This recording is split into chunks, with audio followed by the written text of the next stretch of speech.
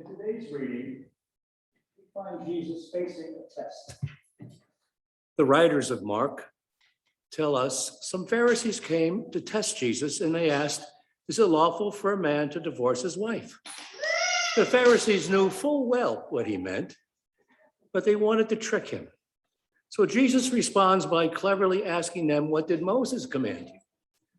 Then the Pharisees tell what Moses had allowed. Moses never commanded, he allowed divorce. Jesus goes on to say divorce was allowed because of the hardness of human hearts, because of human sinfulness and darkness. He then turns the conversation into another dynamic teaching moment, Jesus style. He answers by discussing God's ideal for marriage as expressed in Genesis that we heard a few minutes ago. Jesus sounds demanding as well when he confronts his disciples over their efforts at crowd control. He does not want children to be kept from coming to him.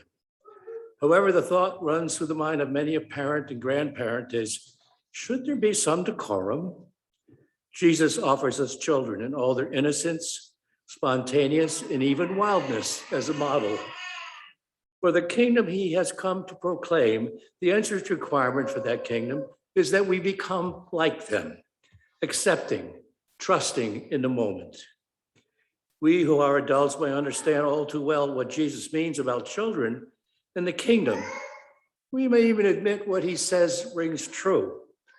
But when we look at our sad adult lives and realize that we are jaded, calculating, suspicious, and world-weary, hardly fit to process through that portal.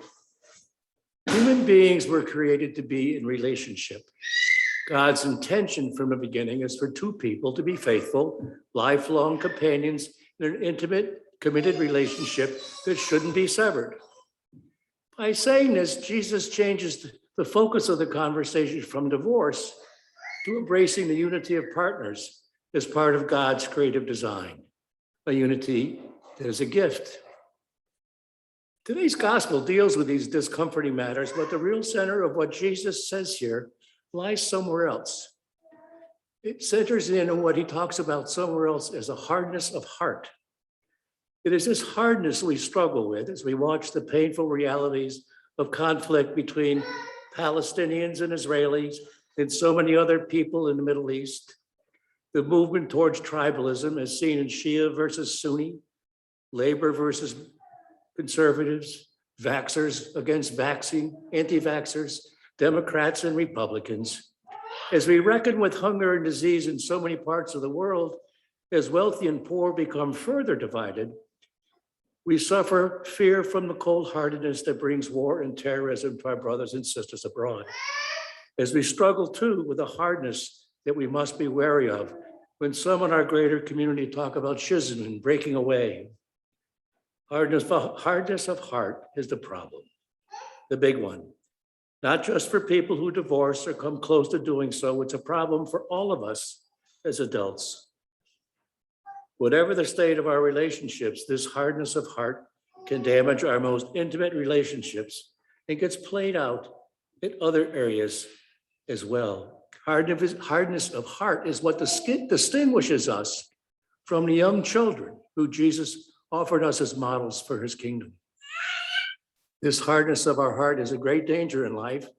A hard heart is a lost opportunity for God. God most readily works in the world through hearts that are truly alive. Yet all of us suffer from hardness of heart to one degree or another. Such hardening can happen without us even being aware of it. This past year somehow moved me to have hardened my heart in many areas of my life.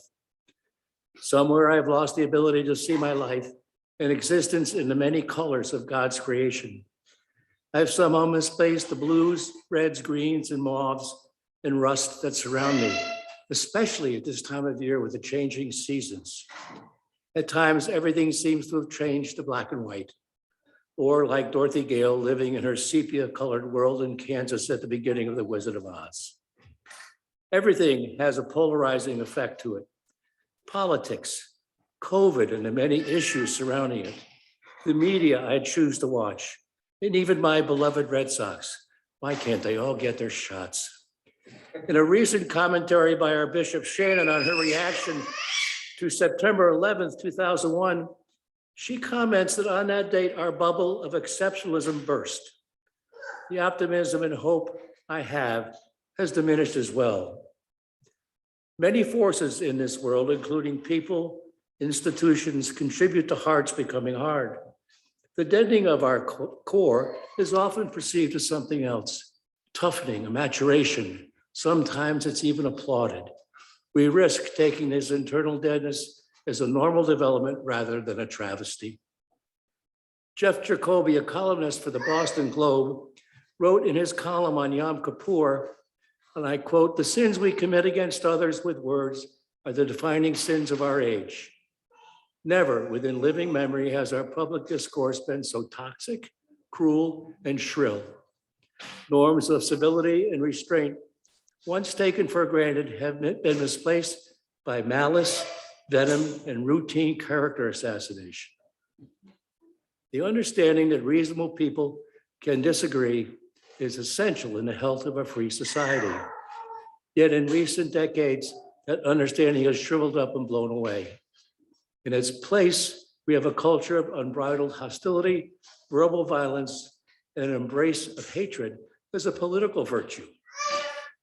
Christianity claims that in response to this menace, God wants us to replace stony hearts with hearts of flesh, hearts tender and alive. One place where this exchange is meant to happen is here in worship. This is what we are about here and now. Public worship is an important part of Christianity's discipline for maintaining a heart that lives.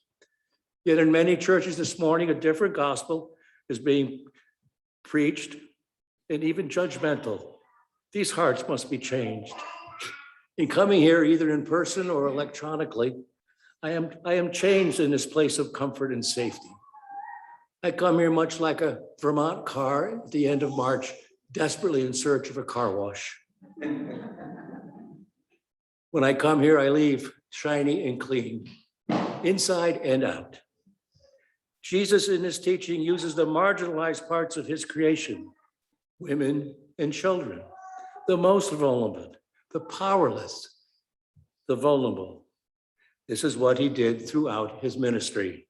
He healed a leper, a paralytic, a man with a withered hand, a man possessed by demons, a little girl and a woman, a Gentile woman's daughter, a deaf man, a blind man, and a little boy. He ate with tax collectors and sinners, and quite often took a child in his arms. Here at St. John's, we often use the Franciscan blessing that calls for us to become discomforted among many things. Hopefully, this discomfort is seen as a softening in all of our hearts. In this week's newspaper, both the Stowe Reporter and News and Citizen, a columnist wrote about listening to a podcast on NPR, and it dealt with the ticket takers at the New York Transit Authority during the early stages of the COVID epidemic. People were even scared to ride on the subway. And these people really felt threatened in the little cubicles with all kinds of people passing in front of them in close proximity every day. And several of them had an idea, and they went and got a bottle of Joy dishwasher, and they just put it in there and let people see the word joy. And quietly, it had a response. If you haven't thrown your paper out, I invite you to read it. It really kind of opened my eyes, particularly in why I'm standing here this morning. May Jesus Christ heal our hardened hearts, live in all of us, and may our hearts be softened and become more aware of God's presence in our lives. I close with a prayer from the New Zealand prayer book. Holy and eternal God, give us such a trust in your sure purpose that we measure our lives not by what we have done or failed to do, but by our faithfulness to you. Amen. Yeah.